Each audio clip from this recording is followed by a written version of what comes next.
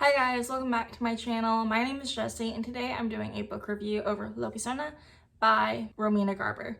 Lobizona just came out this month on August 4th and I really enjoyed reading it. In this book, Manu and her mother live in Miami, Florida as illegal immigrants from Argentina, and they moved because Manu's father's family is apparently hunting down Manu's mother, and because they highly disapproved of that relationship.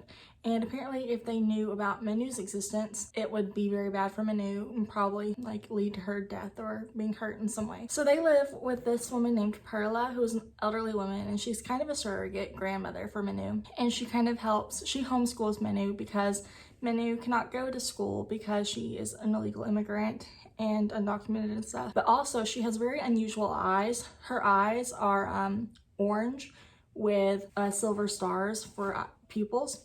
And which Manu, that's the only thing she knows about her father, is that he had her eyes. And so Manu lives a very isolated life where she is homeschooled by Perla every day. And then her mother, she supposedly works as a maid for someone. And so Manu spends most of her time just kind of waiting and holding on to hope that eventually her mother's immigration paperwork will be filed correctly and go through, and Manu will be able to start school and have surgery to make her eyes more like everyone else's. And that hope kind of holds her out and helps her keep going. So everything kind of changes whenever one day Perla falls and hits her head and Manu has to call an ambulance. But Perla tells her, you need to leave because obviously Manu is undocumented, so even though she's helping, things could end badly for her because she is undocumented and she's calling an ambulance for help for Perla. So Perla tells her to find her mother. And Manu's mother had told her, never come to my job unless it's a life or death emergency. If it is not a life or death emergency, do not come. So Manu gets on the bus and she goes where her mother's job would be. And she gets there and there's not really any houses in sight that her mother would be cleaning. And she eventually finds her mother and realizes that her mom isn't doing the job she said she was. And then while she's there, she also finds out that her mom believes that Perla was attacked by Manu's father's family. So Manu's mother's like, we need to run. We're going to leave as soon as my shift ends. We'll leave, we'll be done. We'll find somewhere else safe. So while Manu is waiting for her mother to finish work, she goes to this duffel bag that her mother has in this room where Manu is waiting. And she goes to all the paperwork, and there's nothing about her documenting for citizenship in there, nothing at all. And so Manu feels betrayed because not only has her mother lied to her about her job, which she's been lying to her about that job for years, it appears as though her mother's also been lying to her about her ever being able to be a citizen and go to school and live a normal life. And so Manu is betrayed and she eventually storms out of the building they're in. And in the street, which was super busy before, is super quiet now. It turns out there was an ice raid or something. Somehow Manu's mother and the other people that she works with are detained by ICE, and because they're the agents are off, I guess, chasing someone else, Manu is able to get to her mother, and her mother tells her, go back to Perla. And Manu doesn't necessarily want to. She wants to stay with her mother, but also she's an obedient child for the most part. So she does what she's told and she goes to Perla. And Perla's in the hospital and Perla's like, okay, well, you need to go to this friend and she'll help protect you. So now Manu's world is kind of turned upside down. She's never been able to really make decisions herself because it's always been her mom, and Perla. But now she kind of has this choice. She can decide to go stay with that friend and kind of be safe. Or she can investigate her father's family on her own. Because realistically, was her mom just overreacting about what happened to Perla? How would that family be so dangerous? So Manu goes back to her apartment building that they lived in with Perla and kind of stakes it out. And eventually she sees a man who watches it for hours. And then when he leaves, she kind of goes with him. And she eventually ends up in the school for brujas, or female witches, and lobizonas, or male werewolves. And she manages to sneak into the school and kind of lie about how she got there at first, and it works for a day or so, where she's able to go to classes and she doesn't quite understand what's going on. But all these kids have eyes like her, and then all the girls have elemental magic, and she sees one of the boys transform into a werewolf.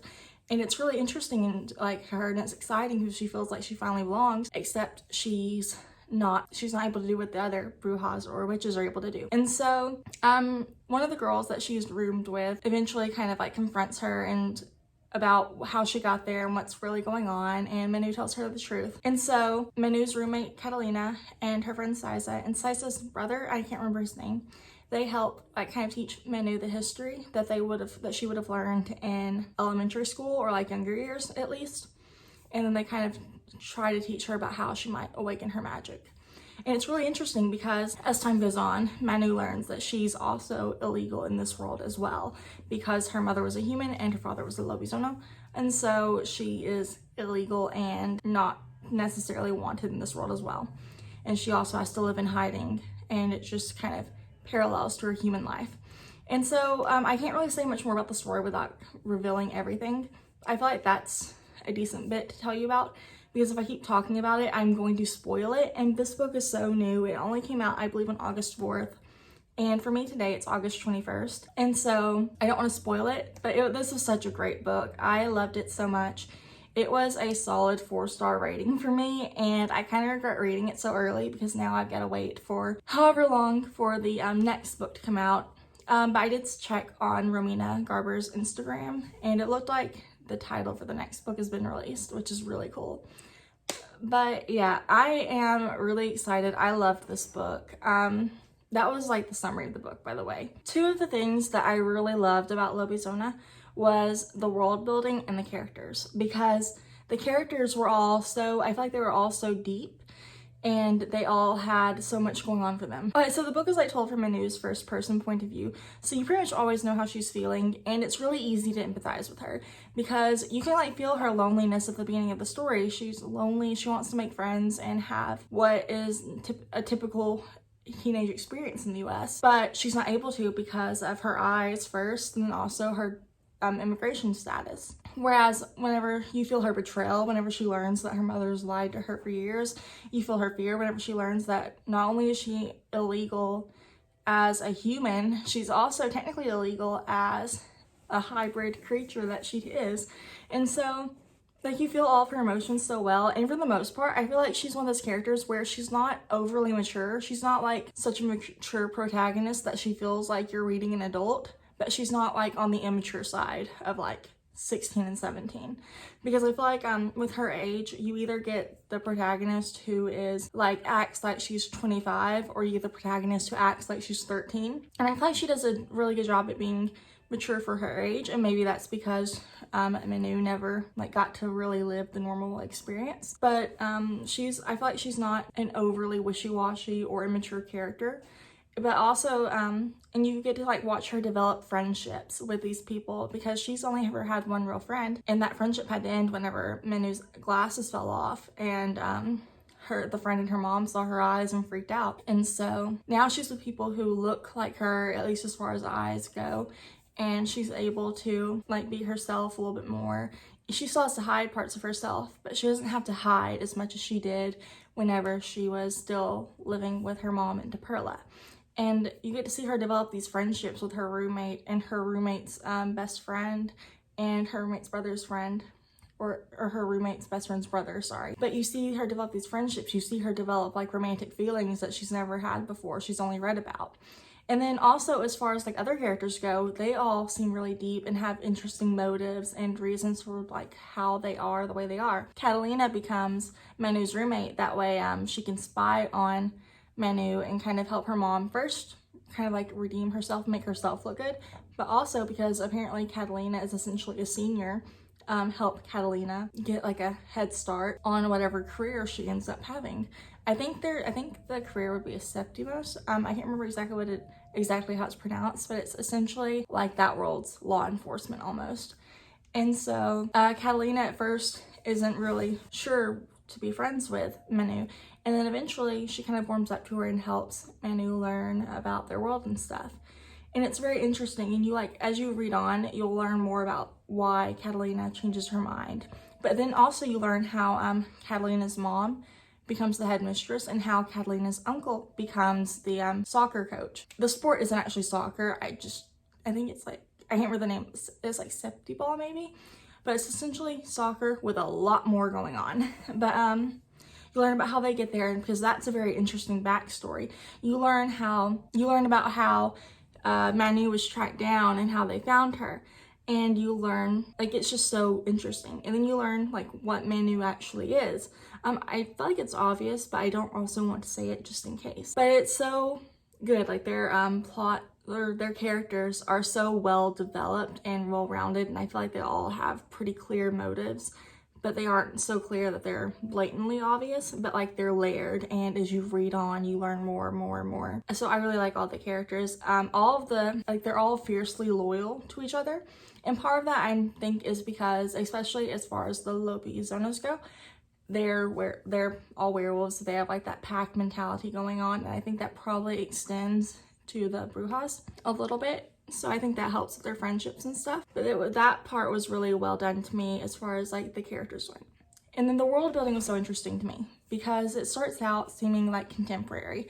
Like, you know, there's something supernatural going on by reading it. But also, just reading it, there's also, it's like a contemporary setup at the beginning. You know, they're just in an apartment in Miami. Where's the magic? But then that night, whenever Manu follows the person or catches a ride with that person to the school, it's like you go through layers of, I think, forest or something, and it's just this magical school where like the paths kind of change, and there's like trees you go in and out of, and it's crazy, and it's very good. It's so good. It's well done. And then also, I think I was reading reviews over the book, and someone described it as being portal magic, because I didn't realize that could be classified as portal magic. But during certain times of the month, the Brujas and Lobizonos are able to use portal magic to go visit this other world where they're stronger. It's the world that they technically originated from,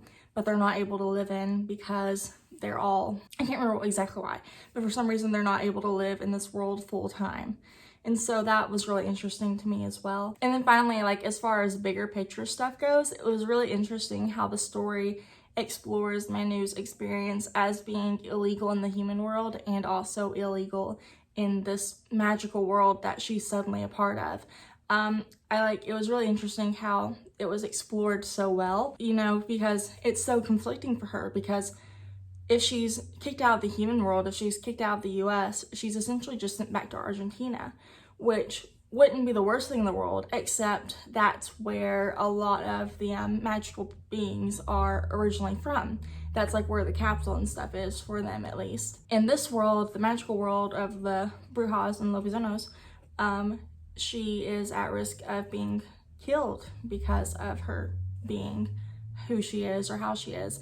And so it's very much of a struggle. And then also this story, or this world that she is now part of, has a lot of sexism in it, because, you know, Brujas are females and they're witches, and the Lobizonos are males and they're werewolves, and there's a lot of sexism into how that is set up. It was such a good book. My literal only complaint is that it felt like the first half of the book, give or take a little bit, had too many Harry Potter references. It felt like Manu, especially at the beginning, was comparing her life to Harry Potter's a little too much. And I think like 1 or 2 references would have been fine, and maybe there was only 1 or 2 references, but just it felt like to me that they were too heavy, especially for the story to be a different story. And I'm sure like maybe there's some inspiration from Harry Potter because it's a magical school system, but I'm sure there's probably like other magical school systems that are older than Harry Potter that I don't know about. So that was like my only complaint about the book, is that I feel like the Harry Potter references during the first half were a little much for me personally. But other than that, I loved this book. It was so well written. And I actually listened to the audiobook on Scribd, and their narration was so well done. I had to listen to it as much as possible. Like, anytime I got a chance to listen to it, I did. So I finished it in about 2 days. But I loved this book. And like I said earlier, my only regret is that now I have to wait for the next book to come out. Anyways, if you guys have read this book, please let me know what you think. Or let me know if you want to read this book. I've really enjoyed it. I definitely want to eventually reread it physically.